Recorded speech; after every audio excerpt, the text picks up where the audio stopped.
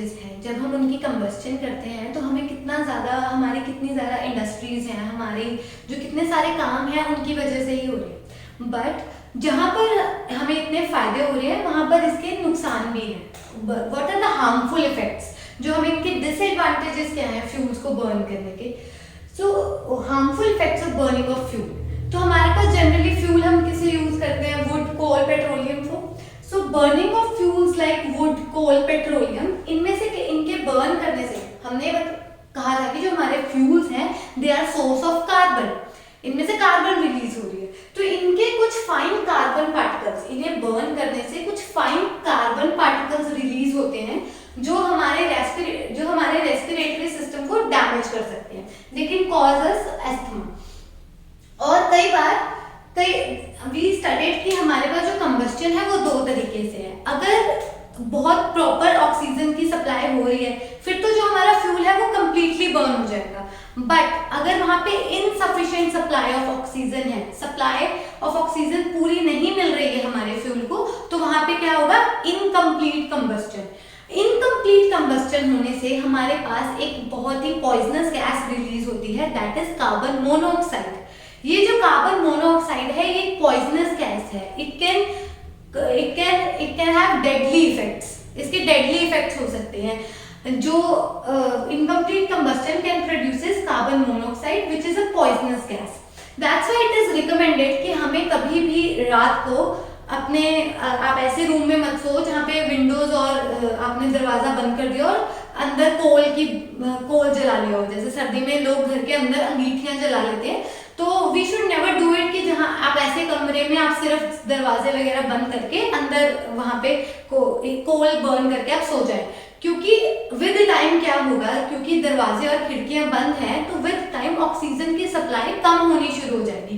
There will be insufficient supply of oxygen. जब insufficient supply of oxygen होगी तो हमारे पास क्या प्रोड्यूस होगी, कार्बन मोनोऑक्साइड, जो एक पॉइजनस गैस है।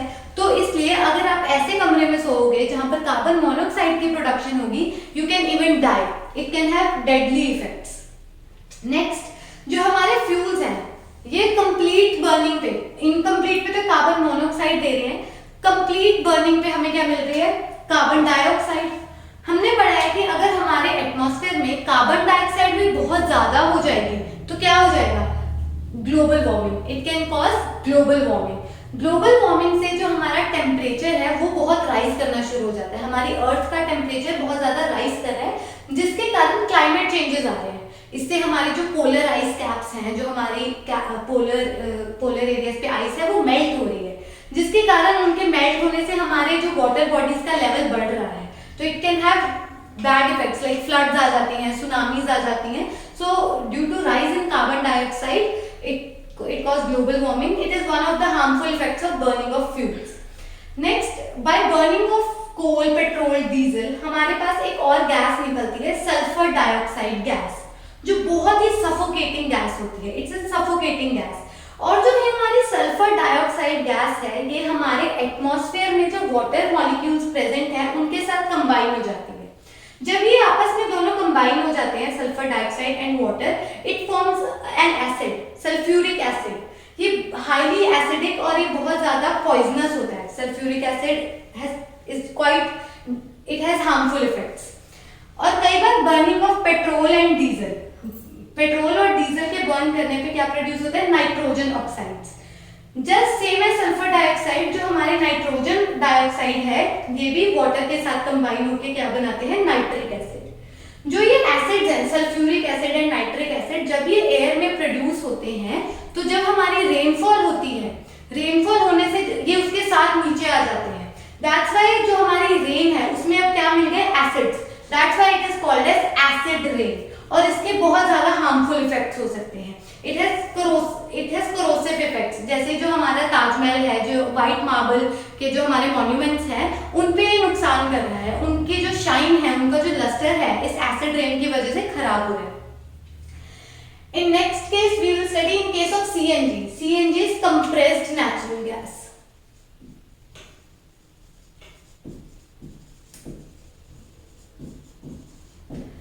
जो हमारी CNG है, आज आजकल जो दिल्ली या मेट्रो सिटीज में मोस्ट ऑफ द जो बसेस हैं वो इंस्टेड ऑफ पेट्रोल डीजल के सीएनजी पे चल रही हैं, गैसेस पे रन कर रही हैं, क्योंकि ये बहुत ही क्लीन फ्यूल है।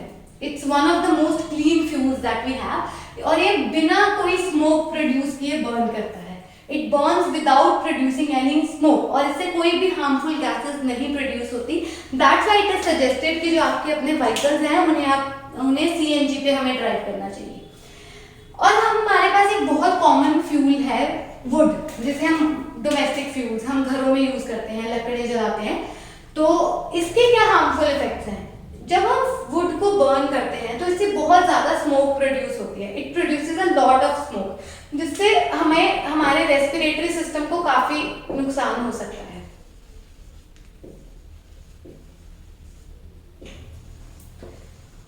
दूसरी बात, और इस वुड को अवेलेबल करने के लिए, आपको वुड खरीदने के लिए मार्केट से ज्यादा ट्रीज को काटना पड़ता है।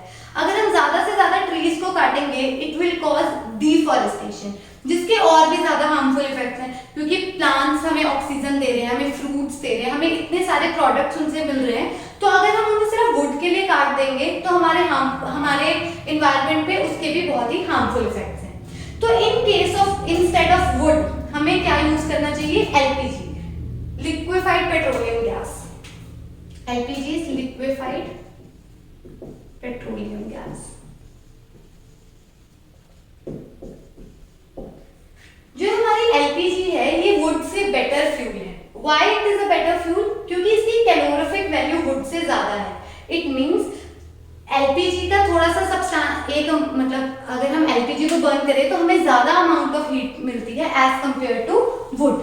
अगर हम दोनों की सेम क्वांटिटीज ले लें, वुड भी सेम क्वांटिटी की और एलपीजी भी सेम क्वांटिटी की, तो और दोनों को बर्न करें तो हमें ज्यादा एनर्जी किसमें मिलेगी? एलपीजी में। That's why it is a better fuel than wood. Next, it burns without smoke. इसके बर्न करने से भी कोई ज्यादा स्मोक प्रोड्यूस नहीं होती है। We have normally seen this कि जब हम अपने किचन्स में एलपीजी को बर्न करते हैं तो वहां से ज्यादा स्मोक या फ्लेम्स ज्यादा ऐसे बाहर की तरफ प्रोड्यूस नहीं हो रही होती है। And it does not leave any solid residue. जब हम वुड को बर्न करते हैं तो हम देखते हैं कि हमारे पास लास्ट में एशेज या कुछ सॉलिड पार्टिकल्स अनबर्न्ड रह जाते हैं। बट जब हम एलपीजी को बर्न करते हैं तो हमारे पास कोई भी सॉलिड रेजिड्यू या वेस्ट प्रोडक्ट नहीं रहता। तो यहाँ पे क्या हो जाता है? कंप्लीट बर्निंग हो जाती है।